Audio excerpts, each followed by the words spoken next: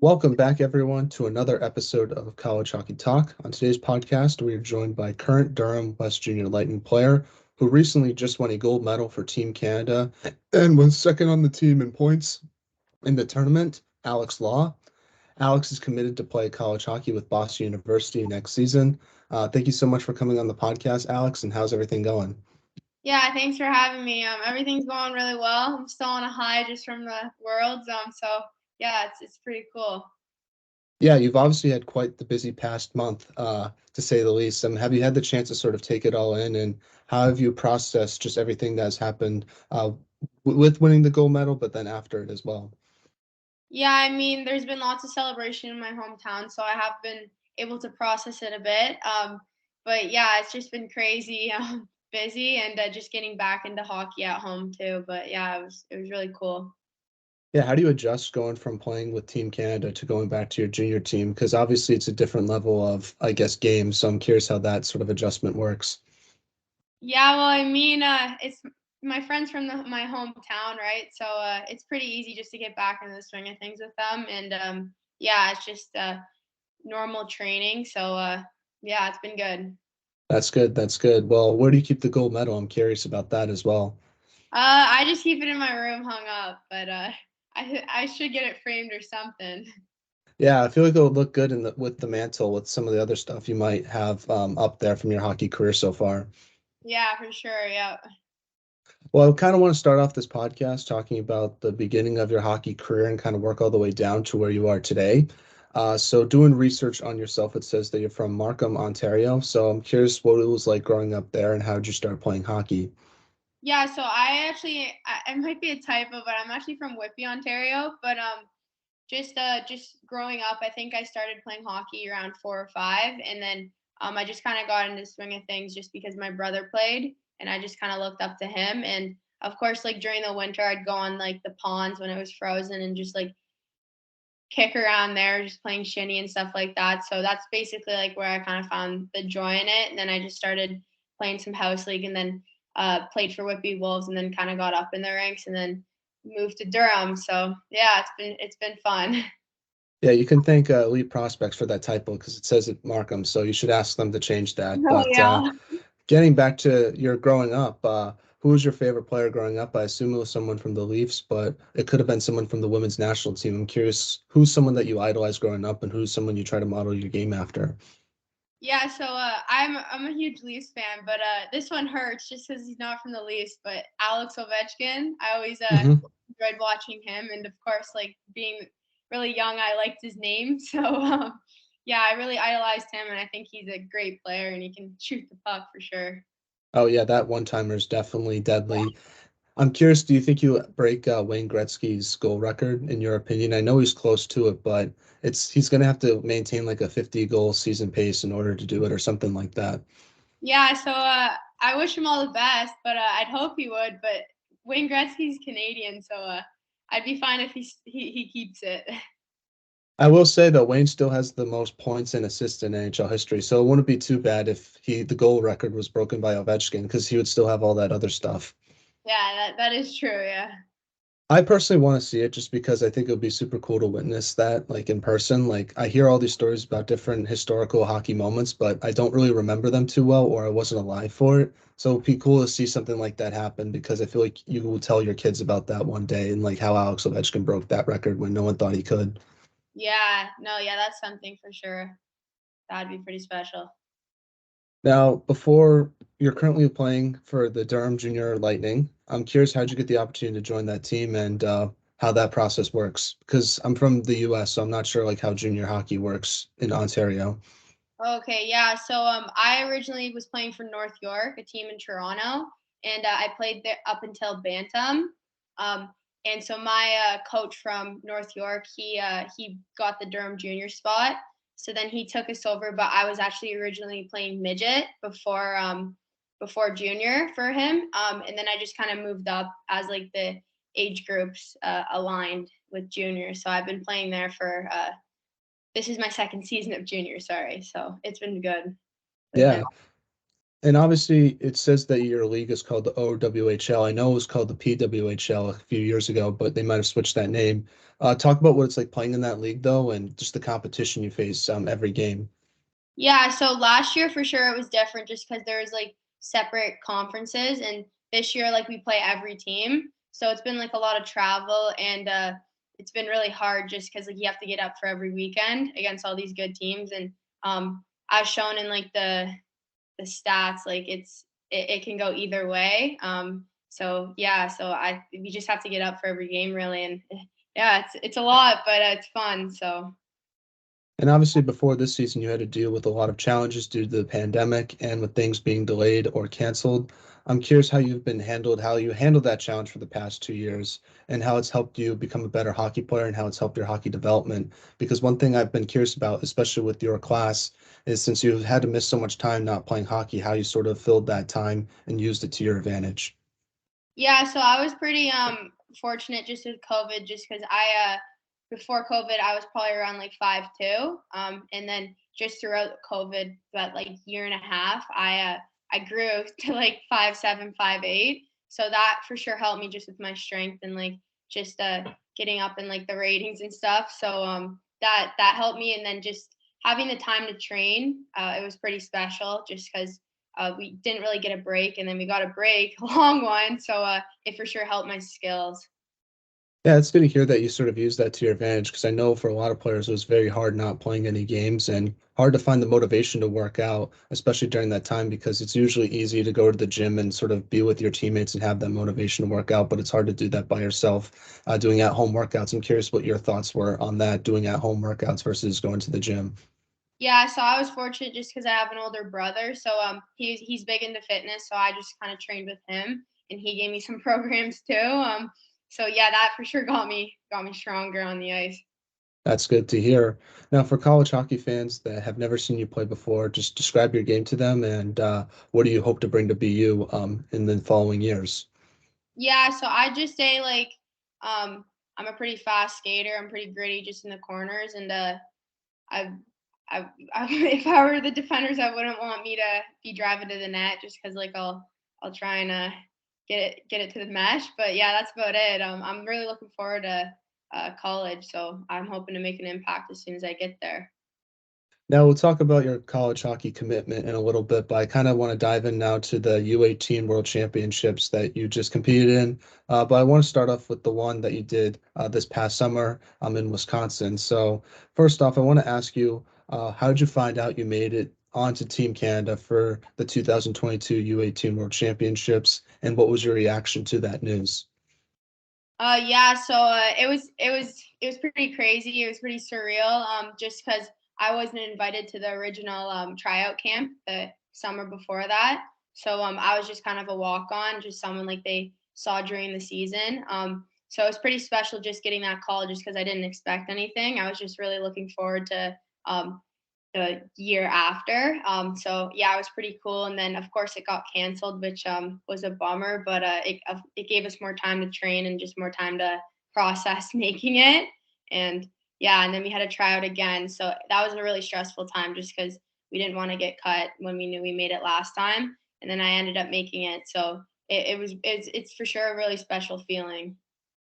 Yeah, the tournament, like you said, was originally canceled, then postponed to the summer. How'd you handle your emotions during that time period, especially since there was a lot of uncertainty regarding that tournament being played?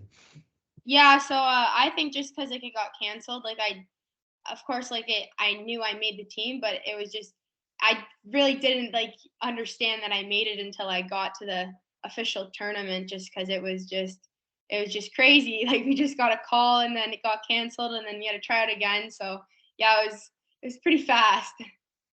But luckily, you did get to play in that tournament. So talk about the first time putting on the Canadian jersey and getting the chance to represent your country. What was that kind of moment like for you? Because I know for a lot of players that get to do that tournament, it's like one of the moments they never forget. Yeah, I for sure will never forget that moment just because I didn't really think of if you told me like a year before that I was on the team and I even had a scholarship to Boston U, I probably wouldn't have believed it.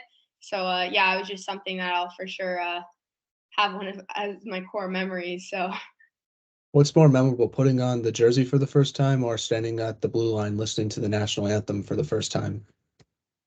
Both of them were really cool. I could Both of them were something, yeah, it's something special.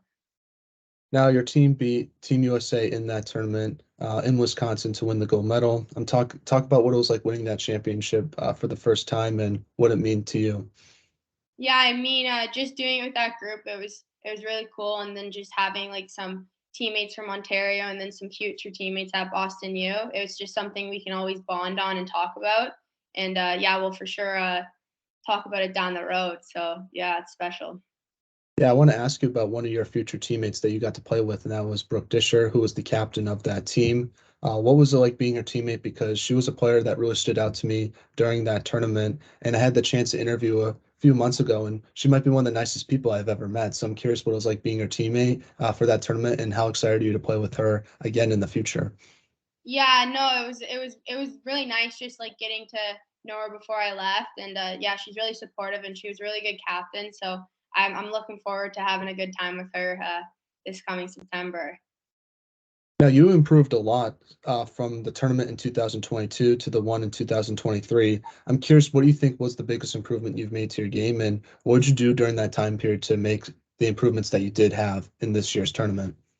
Yeah, I think just when I found out I made the team, like I was pretty overwhelmed, and I didn't have a lot of confidence in myself that I deserved to be there. So I think just like having that gold medal under my belt and then being able to look forward to this past worlds, it just gave me a lot of confidence.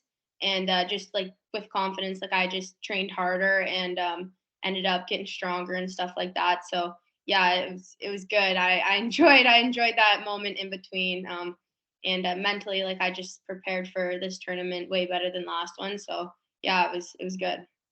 Yeah, talk about how you work on your mental game because I feel like a lot of players talk about how they work on their physical part of their game, but I'm curious about the mental part because I feel like it's starting to become more big part of the game and more players are starting to talk about it. And I'm curious, confidence is something that is so hard to gain, but it's easy to lose. So I'm curious how you work on building your confidence throughout the season and obviously preparing for the tournament. And what are some mental skills that you work on to help your confidence grow? Yeah, I think just mentally, like I just by staying consistent in my training, like it gave me confidence just because like I knew like if I do this in a game, if I can do this in my league, then like it gives me a better shot to do it at World. So just having that confidence that I can like do stuff like that, and I'm not just doing it randomly. Like yeah, I think it just comes down to being consistent. Now, to describe the process of how you make the Canadian roster for the U18 World Championships, obviously you said the one in 2022 was sort of odd with all the COVID stuff happening, but for this past one, what's the process like for making the roster? How are the tryouts set up? And just describe that process. Yeah, so we got a call. Sorry, we got an email right before summer that we were selected for the development U18 camp, and so then we took off to Calgary just for all of August, and I think it was like 15 days. It was the tryouts, and it was a pretty hard 15 days just because we were up like pretty early, and then we had sometimes 2 days. So yeah, they got us there, but we stuck with it, and then at the end of the 15 days, they announced the team, and luckily I was on it. So we stayed in Calgary for a couple extra, I think, an extra week, and we had a little rivalry series against the USA. And so then that just kind of like gave them a good view on like who deserves to still wear the jersey. And then just throughout the season, they kept an eye on us, and then we still had meetings like throughout it with like all the girls from the tryout camp. And then we found out early December just by a call if we made it. And luckily, everything worked out. And so, yeah, and then we just kept on Zoom and stuff like that. And then came to the tournament. That's pretty awesome. Where were you when you got the phone call? I was in my basement. I was waiting, and then I finally got it from Coach Courtney, and yeah, it was pretty sick. I just kind of said, "Let's go win another gold." But Yeah. How do they find you guys for that big selection tournament? Is it like scouts going to your games and they just do it that way? I'm curious how that works. yeah, so I think they just kind of look at our league play, and especially like the championship weekends and stuff like that. I was fortunate just because I'm on a pretty high level team that made it to the championship finals, so that gave me like a lot of opportunities to showcase. Now let's talk about this past year's tournament. Obviously, you made the roster again, and this time you were an assistant captain. How did you find out you got the A on your jersey, and what type of leadership did you want to bring to the team? Were you more of a vocal leader or lead by example type of player? Yeah, so I was just fortunate just to represent Canada and then getting that honor of being a leader for the team. It was a pretty special feeling. So I just say like my leadership style is just for example on the bench, just hyping up the girls and like getting them ready in the change room. Just for example in the semifinal game, I was really getting them going when we were down, just because that's like lots of adversity we had to face, just because we didn't face that earlier. So yeah, just like moments like that, I just try and bring like a positive outlook on the stuff. Yeah, and what was it like playing in Sweden as well? Because it's a country I've never been to. Obviously, they were planning to host a tournament for a long time, but it got pushed back. But talk about what it was like playing in that country, and did you get to do any cool stuff when you were over in Sweden? Yeah, we had a good time just like off the ice for sure. We visited Stockholm, Sweden, which is one of the famous cities, and then we of course did lots of bus trips and just saw like the views of the mountains and stuff like that. And just the Ostersund town we were in for the actual Worlds, it was a pretty cool like looking town. It was pretty small, so there's tons of like good like cafes and shops. And then of course like after meetings were done, most of the days we went up to the little spa and like had like hot tubs on the roof and just stuff like that. It's for sure memorable. And yeah, we had a good time doing that stuff. Now you're talking about adversity that your team faced during that tournament, but you faced some adversity during the tournament as well, as you were suspended for the game against Team USA during the group stage.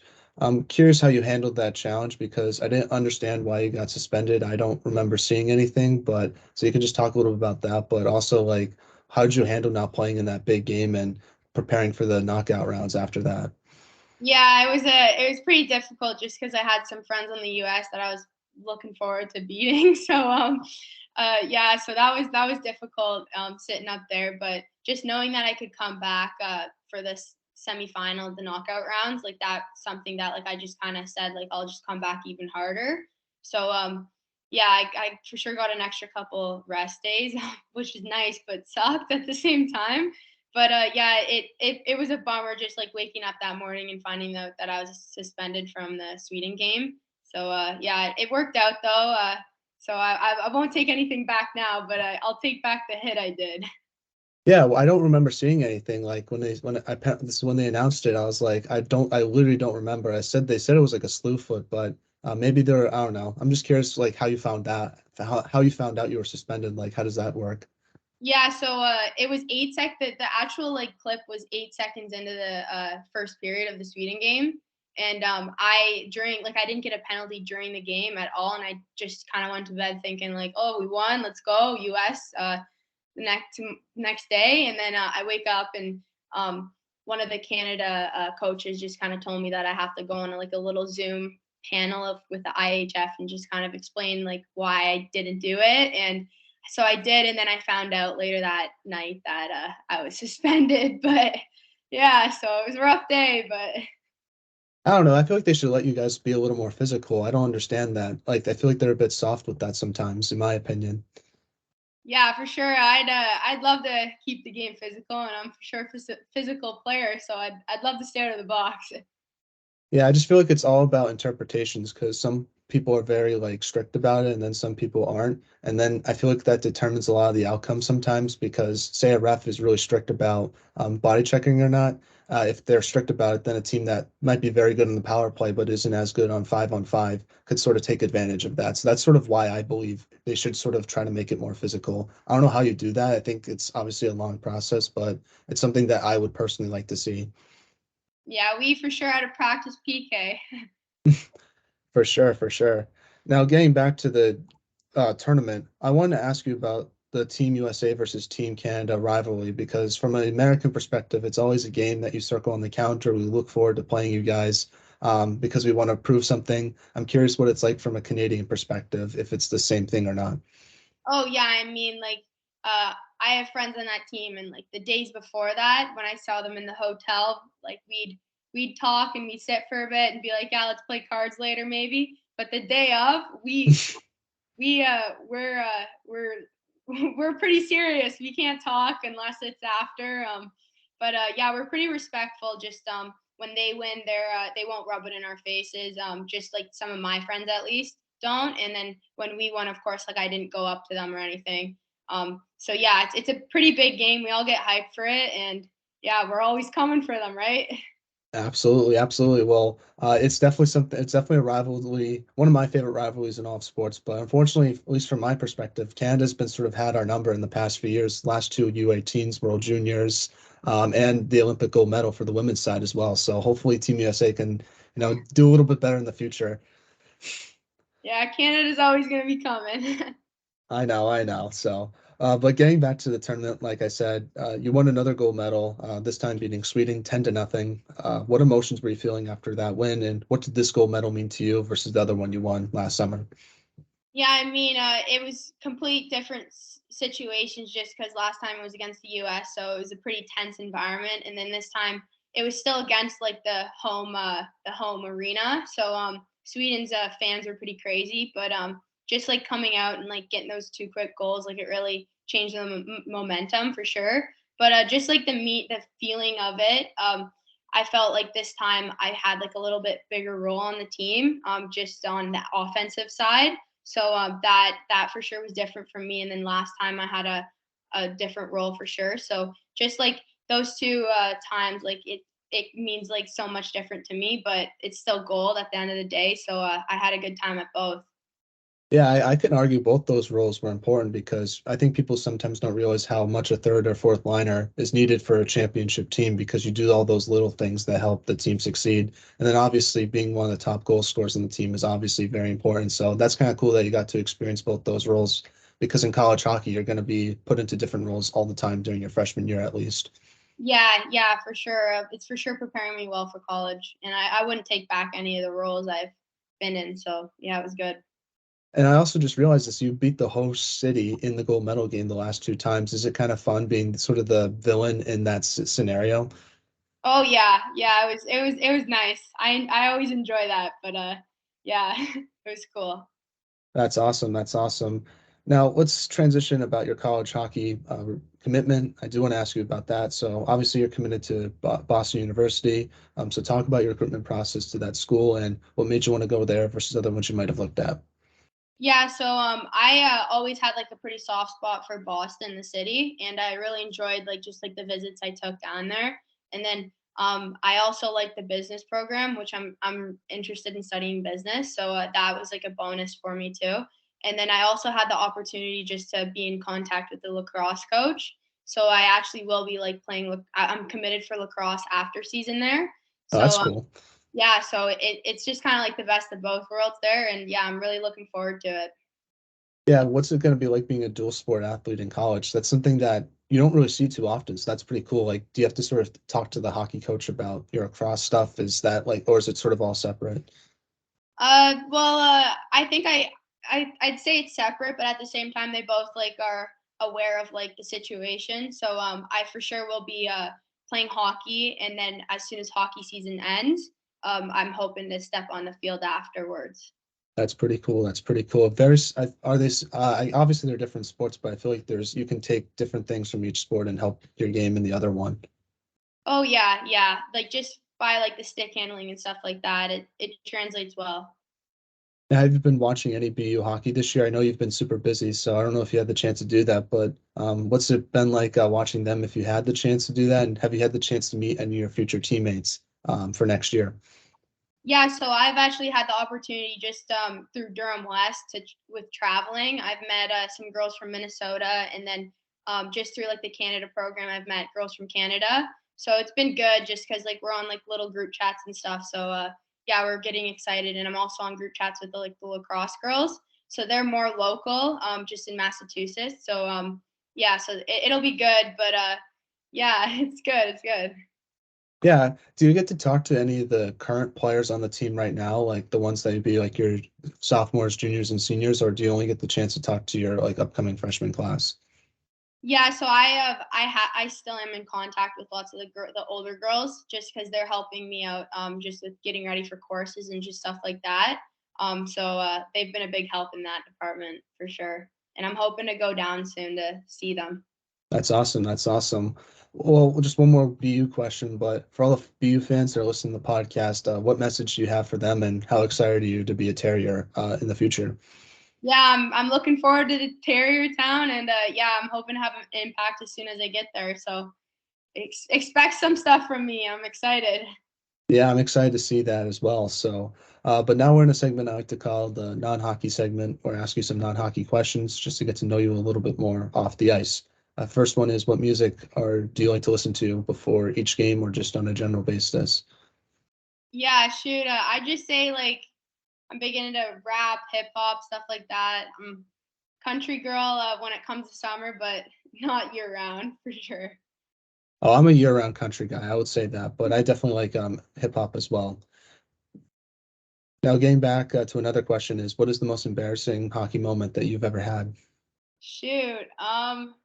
This is probably years ago, to be honest. I think it was probably house league. I was in goalie, just because we used to rotate every game, and I was drinking out of my bottle of water, and someone was on a breakaway, and they kind of shot the puck, and I caught it with one of my other hand that wasn't holding the water. So I just say that was probably the craziest moment for me in hockey, just because it was kind of bizarre that happened, and I was still drinking the water. That's pretty cool. That's pretty cool. I wouldn't say that's embarrassing though, in my opinion. Yeah, probably an embarrassing moment, just me being in the penalty box for half the game, but Yeah, it's all good. It happens sometimes. So as long as the coach is like not too upset over it, that's all that yeah. counts. Now, what is the most interesting thing you've seen or read this week? Oh wow, that's a difficult one. Probably just my exam getting canceled. That's probably the most interesting thing I've read. Yeah, I guess for me, doing music class today, probably just like learning about the different instruments of an orchestra and like all the, like that. I thought that was pretty cool. I never really knew some of that stuff, like how woodwinds are in the front and like strings and all that stuff. I just thought it was pretty cool. Oh, okay, yeah. Now let's ask some questions about some of your teammates. First one is, who's the funniest on the team for Durham West? For Durham West, wow. I probably have to go with Piper Grover. She's a pretty funny girl. Doesn't mean to be funny all the time, but for sure is. So she's actually on the U18 team too. Who has the best style on the team besides yourself? I don't know if you guys do pregame outfits before each game, but if you do, who do you think has the best style on the team? Best style, I'd probably say Riley Horlock. She's one of my best friends, so she always helps me out off the ice too with stuff. So I'd go to her for style tips. Now, last non-hockey question is, if you could have lunch with anyone in the world, who would it be and why? I think it's gonna go back to hockey. Probably Alex Ovechkin. Probably Hmm. want to go to like McDonald's with him or something. I saw a video where he had like sushi with a fan one time, which I thought was pretty funny. Yeah, there you go. That's something I'd probably want to do. I guess for myself, probably just like Connor McDavid, if we're gonna stick to hockey. Like I think he seems like a quiet but interesting guy. So it'll be interesting to talk to him and see like how he's handled so much success in such a short period of time. Yeah, for sure. That's a good one. Now, getting back to some hockey questions now, for all the younger fans that are listening to this episode, what advice would you give them on what it takes to make it to the Division One level where you are today? Yeah, I mean, something I always did, like growing up, I always had like short-term goals and then long-term goals. So short-term, just in meaning like 2 months or a month, just like trying to attain those first, and then just like that kind of helps you out with like the long-term goal. And that's just something like I focused on during COVID, just with me building my strength and me getting taller helped me build my strength. So I just looked at the goals in the gym, and then it just kind of aligned with like the long-term goal, which was getting a Division 1 scholarship. So it worked out. Yeah. Now, obviously, women's hockey is a growing sport. I think you've seen it with the U18s, how they've transitioned to broadcasting it on TSN. So I'm curious, in your eyes, what do you think has to be done to help grow the sport of women's hockey? Yeah, I think just with the people who are returning to U18 and just people who are graduating, just for them to like keep like a pretty social media presence, just with advertising stuff like that, and just getting other people to advertise it, just because like lots of young girls look up to us. So I think just keeping in the mix with everything is pretty beneficial. Sorry. So I'll just, of course, for next year, I'll be posting stuff and cheering on Canada, of course. Awesome, awesome. Well, obviously, we had you on from the U18 team. I think you're the first U18 player that we've had on from Canada, at least. So, any future guests that we should have on the podcast, who should we reach out to? Shoot, that's a hard one. I'd recommend all of them, but I'd probably say some of my I'll give you guys some of my rivals just with Durham West though. Probably someone from like Etobicoke, maybe like Hannah Clark, Mac Alexander, Emma Venusia. Those three are a treat. So you can get good stuff out of them for sure. They're pretty funny. Awesome, awesome. We'll definitely reach out. But do you have any shout outs or things you want to say before the interview comes to a close? You can shout out your family members, friends, teammates, former teammates, future teammates, or just say whatever you want. The floor is all yours. Yeah, I'd say of course I'll shout out my family and friends. I appreciate all the help, and I'd probably just shout out BU because I'm ready. I'm coming. So yeah, and go Canada and go Terriers. There we go. All right, I'll just end off with Go USA so we can keep it all fair for the American listeners of this podcast. But thank you so much for coming on, Alex. I really appreciate your time. It means a lot to myself, and I wish you nothing but the best for your future. I know you're going to accomplish more big things, and congratulations on the accomplishments that you've had so far, winning those 2 gold medals, and then obviously with the successful tournament that you had, goal scoring wise as well. It's really awesome to see just what you're doing, and I wish you nothing but success. I know you're going to continue to do great things. Yeah, I appreciate it. Yeah, thanks for having me on.